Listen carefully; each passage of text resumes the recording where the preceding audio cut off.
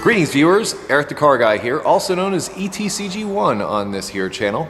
How are you? The last video I put out was about the flat rate system, and through the comments on that, either via the forum and all kinds of other places, I'm seeing a recurring topic that I'd like to cover here in this video, and that is tools and tool costs to the technician, mechanic, what have you. It is, let's just say, significant, and it's part of this job. If you're going to do any kind of repair, you need tools to do it. There's no way around that. In my opinion, if you're going to buy tools and you're going to do this professionally, buy the best dang tools you can possibly get.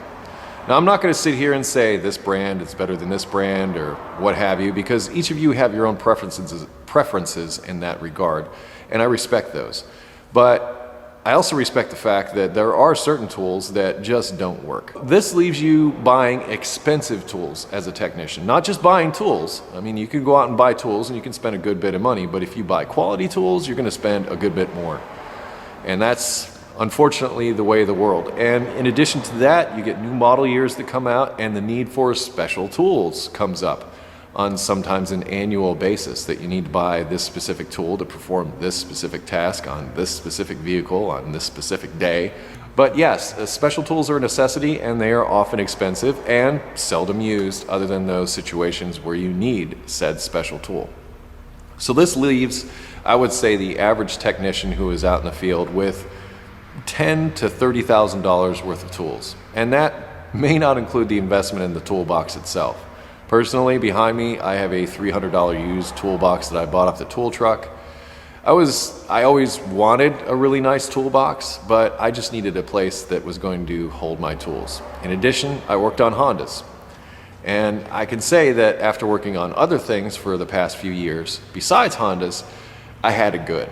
Working on Hondas does not require a great deal of tools, and working at the dealership, which is something else that I'd like to bring up here, I had access to many of the special tools that were put out by the factory. So if I needed that special tool, I didn't necessarily have to buy it. It was available to me, and I had to go over and get it. Now, that there was a big if with that, because if somebody else in the shop had used it, or if it was in the bottom of their toolbox instead of where it was supposed to be in the community place, or somebody maybe forgot and had it in their toolbox and they no longer worked at that facility, that tool might have left the building. We could go on and on about such things, but it's not really about politics in this video, it's about tools. So for those of you unfamiliar with what it is to be a technician, you have to consider tool costs, because on a weekly basis there's normally like a guy that shows up in a truck, or guys or girls that may show up in a truck outside your shop once a week to offer you tools and also collect your money, because many times they will offer you maybe a line of credit, so to speak, and that may be the only line of credit you have.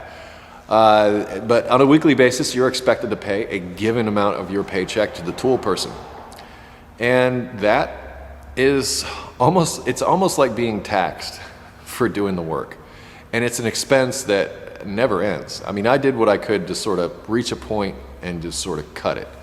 But then I started working out of my shop at home, or in my other shop as opposed to work, and having that made it so that I bought a whole other set of tools, so I didn't have to haul tools from work to my shop after work, that kind of thing.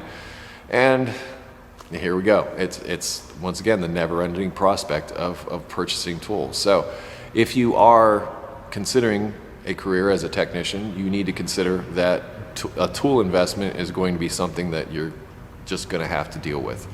Also, that investment is going to be significant. And for those of you that ask me questions like, what tools should I buy if I'm getting into the field? And this is what I say over and over again, and that is, buy the best set of hand tools that you can possibly get your hands on, that you can afford.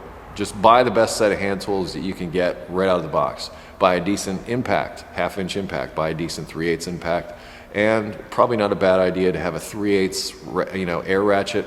I don't consider that a total priority, but I would say definitely a 1/4-inch air ratchet would be something else that would also be useful to you. But quality hand tools, those hand tools are going to carry you through for everything. I mean, everything's going to require some form of hand tools. Wait till you get that first job and then start buying those special tools. Find out what you're working on. Maybe you're working at a dealership and you're working on a particular car line, and there is this tool X that the tool guy has that everybody has that's really great, and I'm tired of you borrowing mine. There you go. That's a great time to make that investment. Instead of buying a bunch of things that you think you need, buy things that you need and then build from there based on your actual needs in the field. That is a much wiser way to go about it. And don't get in over your head with a tool guy. Don't go onto the tool guy's truck and then buy a bunch of stuff and then go from there. In fact, toolboxes, let's face it. I mean, I've seen toolboxes that run as high as 10 grand. And I'm sure you've seen toolboxes that cost more than that. But I would say the average technician box these days, toolbox, is somewhere between $2,000 and $5,000. Just that in and of itself, to pay that off over time, is a good serious chunk of change. And tool guys really want you to buy the biggest box that you can afford. Why? Because you're going to want to fill it up. So, you know, and I'm not trying to you know, cut into the tool guy's profits or anything like that. I'm just trying to be an advocate for the technician out there who, as I said, is not only going to have to deal with the learning curve of what it is to work as a technician, but you're also going to have to constantly be paying the tool guy something out of your paycheck every week to work as a technician. I mean, it's kind of backwards, and this is the point that's been brought up in this whole flat rate discussion and income discussion as far as being a technician goes, is that the amount that you personally as a technician have to pay out for your tools. Now, you may get lucky. In fact, somebody over at the forum posted pictures of a toolbox that they had that the company provided for them.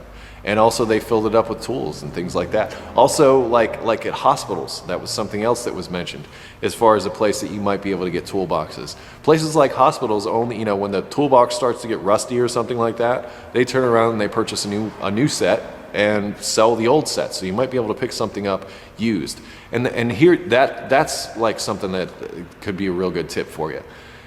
The tool guy will sell you a brand new box, but almost all the time on Craigslist, things like that, there's somebody selling some kind of toolbox, maybe even with tools. Maybe from an estate or something, maybe somebody passed away, had a bunch of tools. That is an ideal situation. So if you're just starting out, start hawking on like Craigslist and eBay and places like that, to where you might be able to get a really good deal. Or just look around for estate sales locally. Or farms especially. If there's a farm that's, you know, having some kind of sale or something like that that's near you, go there. Like, farms almost always have tools, and they're almost always like good stuff. And even if it's like a bucket of rusty sockets and ratchets and things like that, if they're a good name brand, you know, even if they're Craftsman or something like that, they warranty that stuff for life. So even those tools that appear to be broken or rusted up or what have you still have value. You may be able to trade those in for newer items. So something to be considered. But tool investment can't be overlooked as far as working as a technician. And like I said, try not to get in over your head with the tool guy. Get the best hand tools you can afford, good quality, half-inch impact at the very least, and then wait until you get that job and find out what other tools you need before you start like really going off and spending money that you don't have or haven't made yet, because, you know, who knows where things are going to go. Anyway, I am Eric the Car Guy, also known as ETCG1 on this channel. Very open to your comments on this topic, not only here, but there's going to be a link in the description to a forum discussion over at my website about this video. So feel free to comment here, there, wherever you feel like. You can also find me at Google+, Facebook, and Twitter, in addition to over at ericthecarguy.com, what I just mentioned. And I close with, be safe, have fun, and stay dirty. Take care, everybody.